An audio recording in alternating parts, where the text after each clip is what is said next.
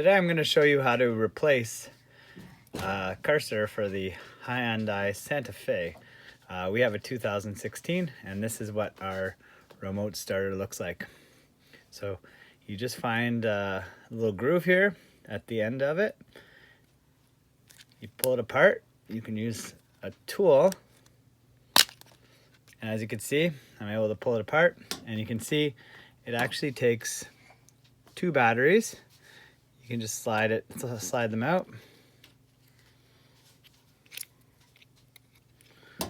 And both of them are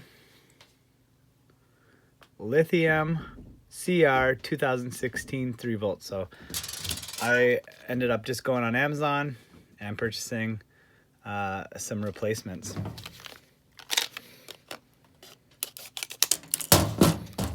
So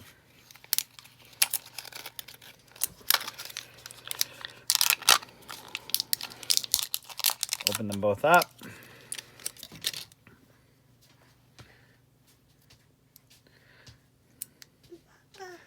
And it takes two batteries. Batteries were both facing down. I'm going to set that up and just slide them in.